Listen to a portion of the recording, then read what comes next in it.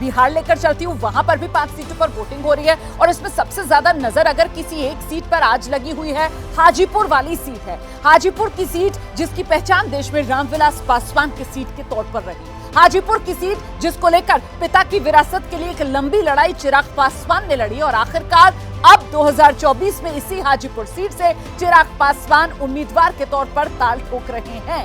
रामविलास पासवान 1977 में पहली बार इस सीट पर चुनाव जीते थे और उसके बाद इस सीट से 8 बार सांसद बने। रिकॉर्ड जीत वो भी उन्हीं के नाम दर्ज इस सीट से, जिस सीट का नाम है हाजीपुर सीट। इस बार खुद को मोदी का हनुमान कहने वाले चिराग पासवान की टक्कर आरजेडी के राम से है, क्योंकि आरजेडी ने शिवचंद्र राम को यहां से चुनाव मैदान में उतारा है। चिराग पासवान पहली बार हाजीपुर से चुनाव लड़ रहे हैं। 2019 में चाचा पशुपति पारस इस सीट से चुनाव लड़े थे और जीते थे और उसके बाद से ही ये विरासत की जंग इस सीट को लेकर एलजेपी में शुरू हुई, जिसकी वजह से चाचा भतीजा भी अलग हो गए। और फिलहाल हाजीपुर का सियासी मिजाज क्या है जानने के लिए सीधे आपको लेकर चलते हैं। देख रहे हैं आप अंकित गुप्ता हमारे सहयोगी इस वक्त हमारे साथ मौजूद है। अंकित, लंबी कतारें नजर आ रही है, मुझे तो यहां पर लगता है मतदाता खासे उत्साहित हैं।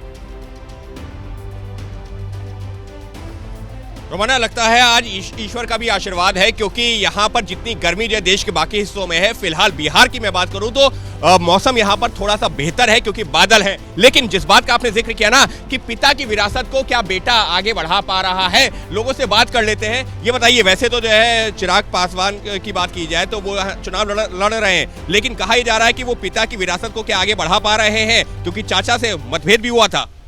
चिराग पासवान यहाँ से लीड करेंगे। हम लीड करने की बात नहीं कर रहे, लेकिन पिता की विरासत को क्या बेटा आगे बढ़ा पा रहा है?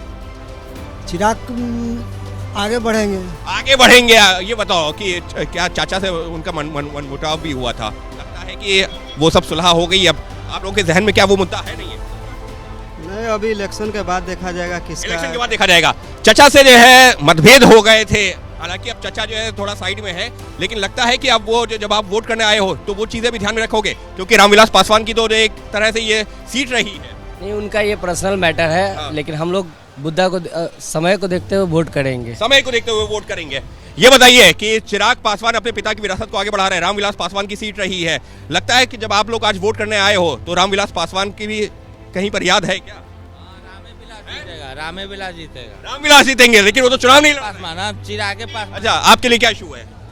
अभी नहीं बोलेंगे। चलिए, कुछ महिलाओं से अगर रोमाना हमारे पास में वक्त है तो महिलाओं से भी बात कर लेते हैं। ये बताइए कि आप लोग जो यहाँ पर मतदान करने आए हो, मुद्दा क्या महिलाओं के लिए? क्या मुद्दा? अपना राष्ट्र का मुद्दा है, हमारे देश का विकास का मुद्दा है। देश का विकास तो आप लोगों के लिए राष्ट्रीय मुद्दा है या स्थानीय मुद्दा? हमारा राष्ट्र मुद्दा है। राष्ट्र मुद्दा। आपके लिए क्या मुद्दा है? राष्ट्र मुद्दा है। राष्ट्र मुद्दा आपके लिए मुद्दा? राष्ट्रीय मुद्दा। राष्ट्र मुद्दा है। तो आपके लिए क्या मुद्दा है? राष्ट्र मुद्दा। राष्ट्र मुद्दा है। आप किस मुद्दा पर वोट कर रहे हो, राष्ट्र मुद्दा या स्थानीय मुद्दा? आप जो है तो देखिए रोमाना, साफ तौर पर अगर मैं बात करूं तो यहाँ पर जो है महिलाएं हैं, छोटे छोटे बच्चों को लेकर आई हैं। ये भी एक अच्छी तस्वीर है कि भले ही जो है अगर आपके घर में छोटा बच्चा हो, कोई भी काम हो, लेकिन पहले जो है पहले कीजिए मतदान, बाद में होगा जलपान। अगर सुबह सुबह मतदाताओं में इस तरीके का उत्साह देखने को मिल रहा है, एक अच्छा इंडिकेशन है, एक सकारात्मक नजरिए इसे देखा जा सकता है कि मतदाताओं में बहुत उत्साह है। और हम भी दर्शकों से लगातार यही अपील कर रहे हैं कि जल्द से जल्द घरों से बाहर निकलिए और मतदान में जरूर हिस्सा लीजिए। हाजीपुर की तस्वीर आपने देखी, अब मैं आपको मुंबई लिए चलता हूं। चूंकि मुंबई की जब बात की जाती है तो सियासी तौर पर तो महत्वपूर्ण है ही, वहीं पर बॉलीवुड है, तो कई तारे वहां पर जमीन पर आज नजर आ रहे हैं वोट डालने के लिए जब मतदान केंद्रों पर पहुंचते हैं। मृत्युंजय वहां पर मौजूद है, मेरे सहयोगी। मृत्युंजय, क्या कुछ आप देख पा रहे हैं आज वहां? बिल्कुल, देखिए मैं साउथ सेंट्रल सीट पर हूं। ये मुंबई का दादर इलाका आता है और कुछ मिनटों पहले ही यहाँ के जो उम्मीदवार हैं पड़ोसी सीट के, यानी उत्तर मध्य मुंबई के उज्जवल निकम, उन्होंने अपने परिवार के साथ मतदान किया। लेकिन यहाँ की तस्वीर क्या है वो आपको दिखा दूं। उमस थोड़ी है, आप मेरे तस्वीरों को देखकर अनुमान लगा सकते हैं कि थोड़ी उमस है, लेकिन उसके बावजूद मतदाता निकल रहे हैं और ये बहुत अच्छी सकारात्मक बात है।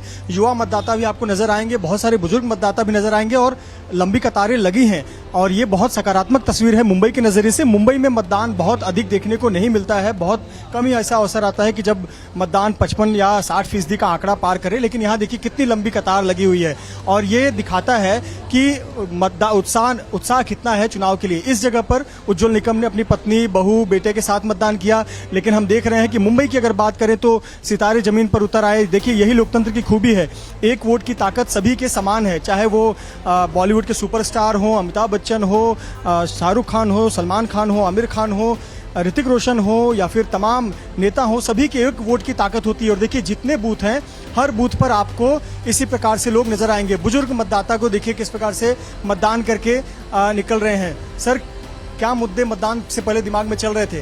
अभी फिलहाल क्या एज है? 88 साल की माता जी ने मतदान किया है, तो आप इससे करिए कि कितनी खुशी की बात है और ये एक सकारात्मक तस्वीर पेश करती है। लोग अपने जो पर्ची है उसके साथ यहाँ पर पहुंचे हुए हैं और हम देख पा रहे हैं कि सबसे पहले 7 बजे ही मुंबई के कई उम्मीदवारों ने, पॉलिटिकल जो पर्सनालिटीज हैं उन्होंने मतदान किया। बहुत सारे एक्टर्स, अक्षय कुमार देखिए 6:30 बजे ही घर से निकल गए थे मतदान करने के लिए। फरहान अख्तर नजर आए, जानवी कपूर नजर आई।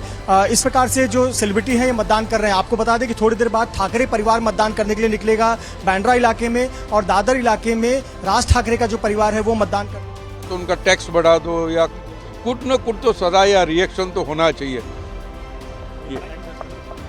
Very good.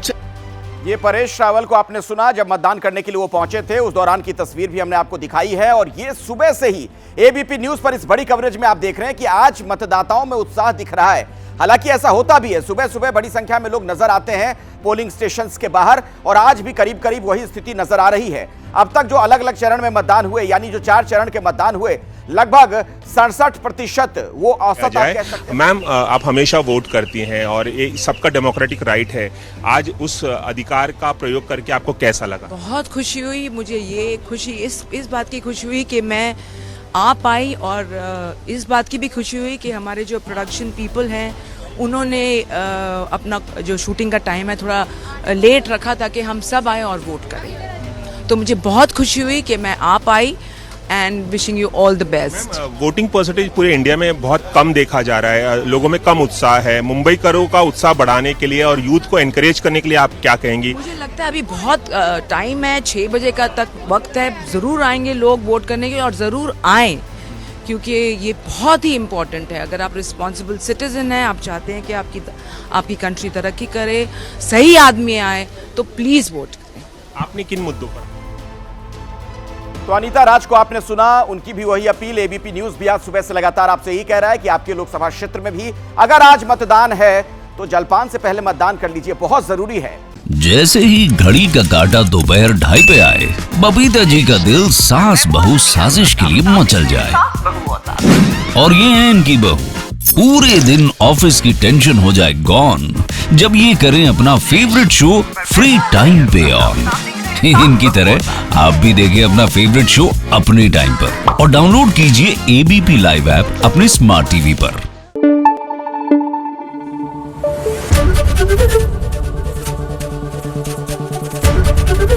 एबीपी न्यूज आपको रखे आगे।